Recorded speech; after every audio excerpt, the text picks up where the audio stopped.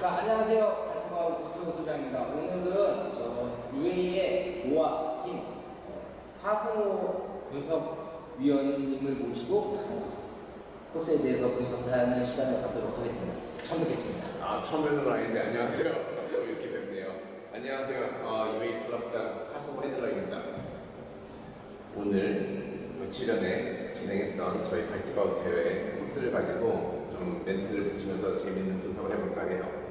자, 오늘 처음 시도가 되는 건데 조금 부족한 부분들도 있을 수 있을 거예요. 그렇게 양해해 주시고 지금부터 이제 간단하게 분석해 보도록 하겠습니다. 저는 코스가 나오면은 제일 먼저 생각하는 게 강아지 라인을 먼저 생각을 하고, 두 번째로는 이제 핸들러 라인, 그리고 그 라인에 맞는 테크닉들을 생각을 하고 있는데요. 어떻게 생각하세요? 저도 소영이하고 의견이 같아요. 일단은 가장 좋은 성적을 내기 위해서는 강아지 동선이 가장 편안해야 하고, 이제 그 라인을 잘 서포트해줄 핸들러 라인, 그리고 자기의 라인에 맞는 그 자기의 스피드, 성에 맞는 테크닉 선택, 이렇게가 우선순위가 맞는 것 같아요. 제가 강아지 라인을 한번 그려볼 건데, 첫 번째 1번 스타트 지점에서 2번 A프레임을 놓고 백사이드, 다음에 이제 직진성을 주고, 네,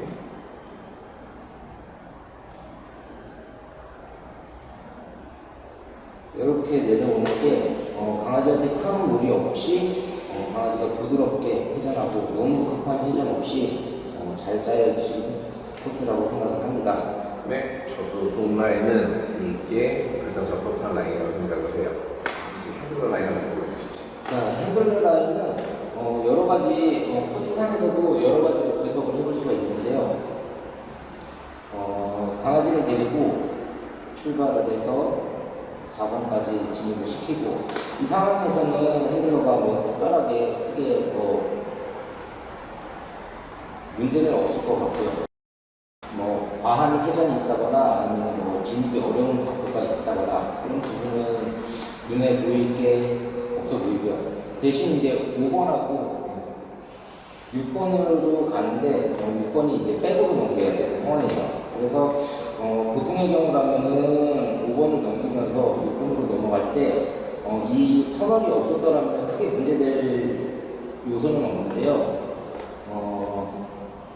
지금 이 터널이 앞에 있음으로써 강아지한테 유혹이 많이 되는 상황이에요. 그래서 저 같은 경우라면 4번 터널을 진입을 하고 출구로 나올 때 두 가지 방법을 생각을 하실 수가 있는데, 5번에 붙어서 내려온다거나 아니면은 아래쪽에 있는 10번에 붙어서 핸들러가 내려온다거나, 그렇게 이제 두 가지 방법을 선택을 하실 수가 있을 것 같은데, 6번을 어떻게 넘기느냐에 따라서 어느 쪽으로 핸들러가 붙어야 될지 조금 결정을 하시는 게 좋을 것 같습니다. 하승호 씨 같은 경우는, 하승호 핸들러 같은 경우는 어떻게 이 과정을 극복을 해 나가실 생각이신가요? 저는 되게 잘 집어주셨어요. 5번을 수행할 때 포지셔닝 차이는 강아지 성향, 그리고 강아지랑 핸들러 상대 속도에 따라 좀 정해주시면 좋을 것 같다는 생각이 들어요.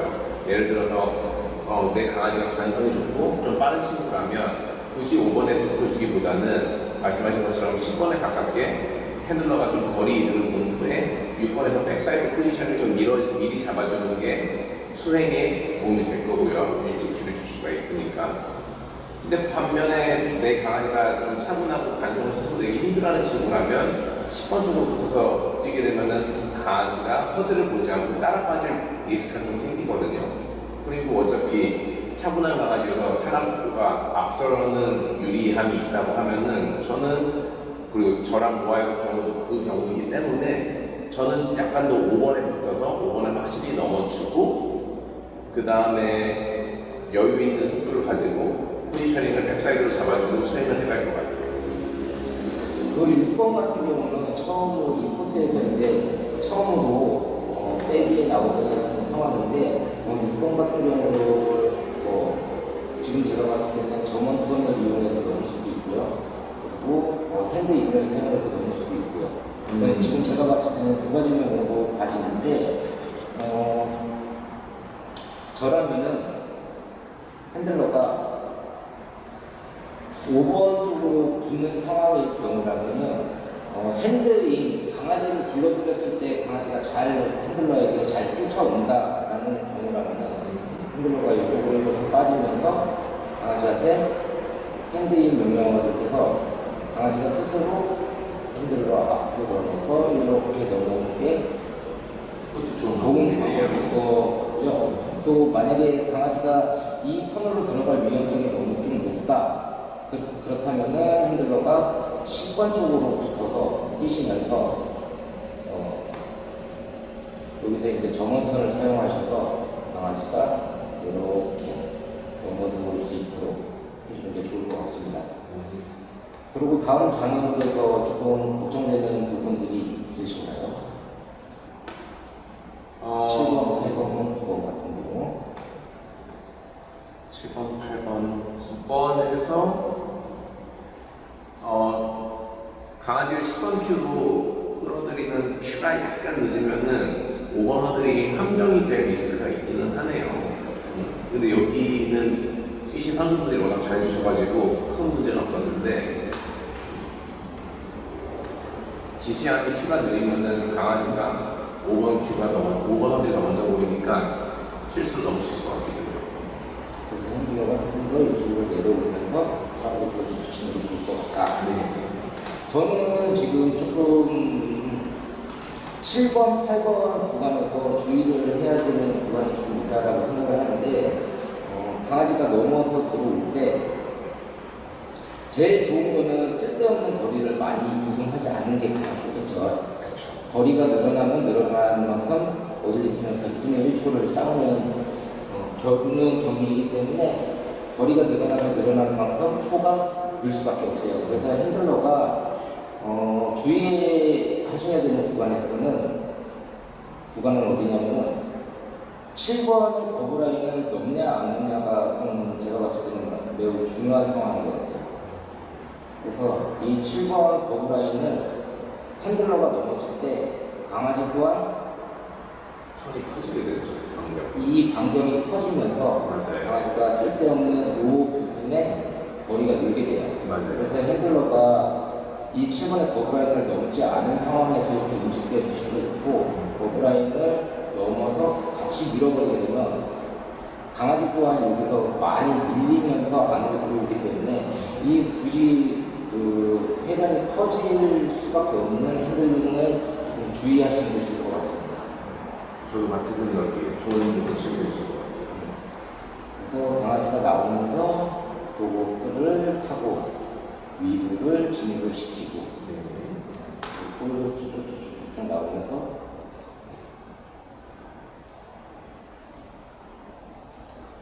이렇게 넘어가게 되는데 이 부분에서는 뭐 특별한 사항이 있을까요?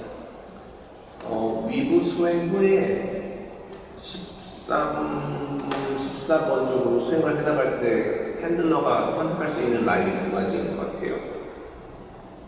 13번에 왼쪽으로 수행을 하면서 블라인드 크로스를 수행을 할 옵션도 있고 그게 아니라 위부를 같이 수행해주면서 핸들러가 13번에 오른쪽으로 지나가면서 블라인드를 위부와 13번 사이에서 이미 크로스를 끝내버리는 거죠. 그러면은 14, 15, 16번에 갈 때까지 크로스를 할 부담이 없어지니까 요거는 두 가지 가능성 다 좋은 것 같네요.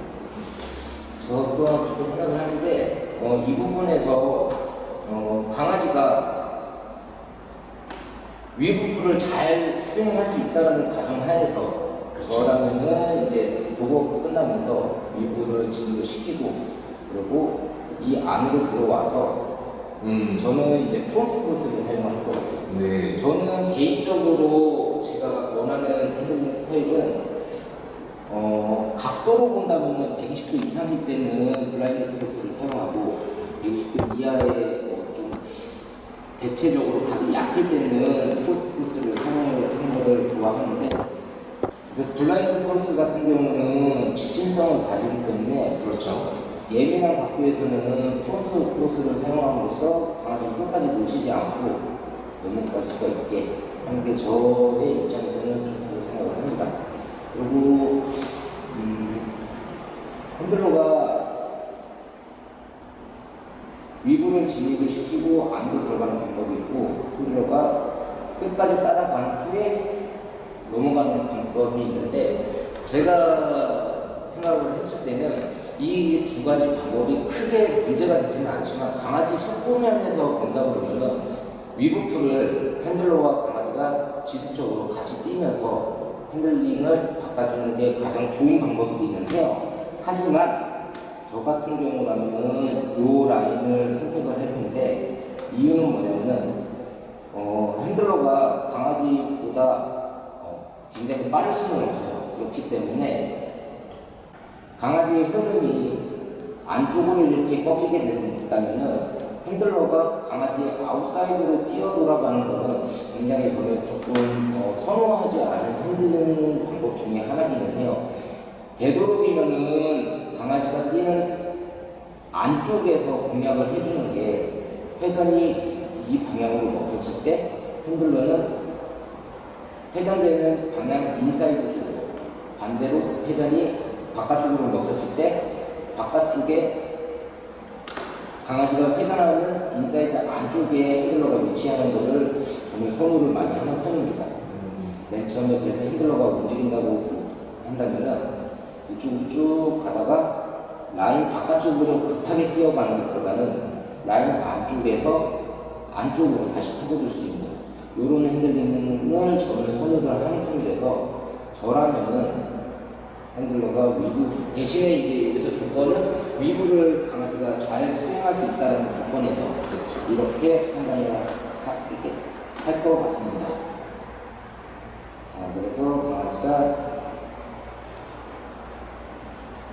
이렇게 위부를 하고 돌아 들어왔고요.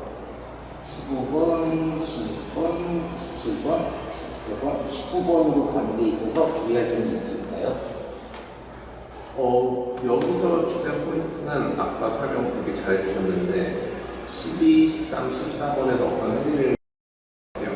저도 이제 굉장히 각도나 기면적으로 디테일 설명해 주시는데 저는 보통 이제 이렇게 사람이 안으로 파고들어서 강아지를 부르는 핸들링을 좀 당기는 핸들링이라고 부르고 사람이 겉으로 돌아가서 이제 바깥쪽에서 강아지를 장애물로 유도하는 핸들링을 미는 핸들링이라고 하는데 말씀하신 것처럼 미는 핸들링보다는 당기는 핸들링이 사람의 포지션이나 강아지의 어떤 동기부여를 해주는데 더 스피드를 살려주니까 저도 개인적으로 되게 좋아하는 핸들링이라서 이 말씀하신 10번에서 13, 14 사이로 파고드는 이 블라인드 크로스, 프론트라고 했죠. 그 크로스를 잡는 라인을 저도 고를 것 같습니다. 근데 역시 리스크는 뭐냐면 위브예요. 위브에 자신감이 없고 아직 조금 믿음이 부족한 팀들은 여기서 리스크가 발생하면 돌이킬 수가 없기 때문에 안전하게 따라 끼워줘서 라인을 좀 넓게 잡더라도 시간 손실을 보더라도 바깥 라인을 선택할 확률이 높겠죠. 그 다음 15, 16, 17, 18, 19번 같은 경우도 굉장히 조금 이렇게 급한 회전을 해야 되는 상황의 코스인데요. 네, 통과 세네요.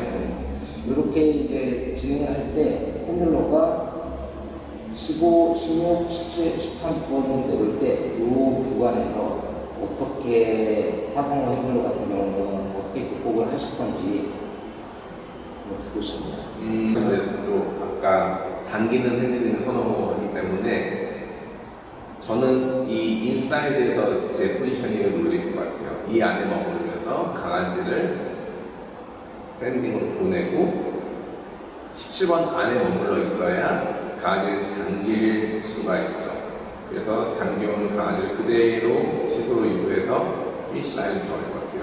근데 보니까 많은 분들이 강아지랑 같이 넘어주면서 여기서 함정을 가리는 프론트 크로스를 잡아주시고 17번을 유도해서 이렇게 시소 피니시하는 핸들도 많으셨어요. 이제 이거는 둘 다 가능한 옵션은 맞습니다. 그 각 팀의 선호하는 스타일에 따라 골라주시는 분들이 많더라고요. 어떻게 보세요? 저는 핸들러가 이 안에서 머무냐, 이 밖에서 머무냐도 뭐 일종의 이제 뭐 스타일의 차이인데 제가 조금 중점적으로 생각하는 거는 핸들러가 14번의 허들에 가까이 붙느냐, 14번의 허들에서 떨어지느냐의 차이가 조금 있을 거라고 생각을 해요. 중요한 포인트인 것 같아요. 왜 그러냐면은 핸들러가 14번에 지금처럼 이렇게 떨어져 있는 상황에서는 핸들러가 14번에서 떨어져 있는 상황에서는 강아지가 회전을 조금 더 급하게 그리고 조금 더 타이트하게 올 수가 있어요. 반면에 핸들러가 허들에 가까이 붙게 되면은 강아지 라인이 핸들러에 밀어지는 현상 때문에 조금 더 커질 수가 있어요. 그러니까 아까 전에 8번 설명할 때, 7, 8번 설명할 때 마찬가지로 이거는 이제 약간 조금 강아지에 따라서 틀린데 내 강아지가 회전을 잘하는 강아지냐 아니면 회전력이 떨어지고 제동력이 좋은 강아지냐 아니면 회전력이 떨어지고 제동력도 떨어지는 강아지냐에 따라서 핸들러가 해줄 수 있는 옵션들이 조금 있다고 생각을 해요. 첫 번째로 얘기하는 강아지가 회전력도 약하고 제동력도 약한 강아지 같은 경우는 요 회전을 조금 크게 잡아서 조금 크게 떨어뜨려주는 것도 강아지가 속도 면에서 속도를 줄여주지는 않아요. 이게 조금의 너무 급한 각도보다는 완만한 각도에서 강아지가 속도를 더 낼 수 있기 때문에 그렇죠. 내 강아지가 회전도 약하고 제동도 약하다 이런 경우라면 핸들러가 조금 밀어주는 역할을 함으로써 이렇게 요런 U자형 라인을 잡아줌으로써 너무 급한 회전각을 만들어주지 않는 방법이 있고요. 좋은 말씀인 것 같아요. 관성이 약한 친구들은 핸들러가 최대한 도와주면은 라인이 훨씬 더 좋아지거든요. 그래서 말씀하신 것처럼 최대한 접근을 해서 강아지가 16번을 수행하는 라인 방향 각도가 최대한 완만하게 펴질 수 있도록 도와주시는 게 관성력이나 시간 손실 면에서 더 유리한 핸들이라고 생각을 해요. 그리고 이제 회전은 좋으나 제동이 약한 강아지. 제동이라는 것은 뭐냐면 브레이크를 잡았다가 제가속을 내는 데 있어서 조금 불리한 강아지 같은 경우는 여기서 회전이 좋으니까 회전을 최대한 타이트하게 해주시는 게 좋고 그렇죠. 그 다음 회전을 착지한 이후의 회전을 조금 더 크게 해서 나오는 게 강아지가 제동에 있어서 조금 더 빠른 제동을 걸 수가 있어요. 핸들러가 여기서 조금 멀게 위치해서 16번에 너무 가깝게 붙지 않고 조금 넓게 위치해서 프론트로 받으면서 이쪽 방향으로 내려왔을 때가 착지 후 제동에 있어서는 조금 더 유리합니다. 그리고 착지도 좋고 회전도 좋은 친구들 같은 경우는 강아지 라인은 이렇게 들어와서 이렇게 오는 게 최소의 거리 손실로 인해서 조금이라도 초를 아낄 수가 있고 가장 이상적인 라인은 맞죠. 말씀하신 대로 강아지가 두 부분 다 준수한 능력을 보인다면 그래서 핸들러가 여기서 조금 멀리서 마찬가지로 16번에 가깝게 되면은 회전력이 커지니까 조금 멀리서 강아지를 던져놓듯이 던져놓고 바로 돌아서 그냥 그 라인 그대로 타고 내려오면 그렇죠. 착지도 작아지고 제동이 좋기 때문에 그 다음 제동력의 힘으로 쭉 내려오시면 가장 베스트일 거라고 생각을 합니다. 네. 자, 어떻게 전반적으로 보셨을 때 뭐 크게 문제가 되는 구간이 있을까요? 아니요. 지금 문제가 될 만한 좀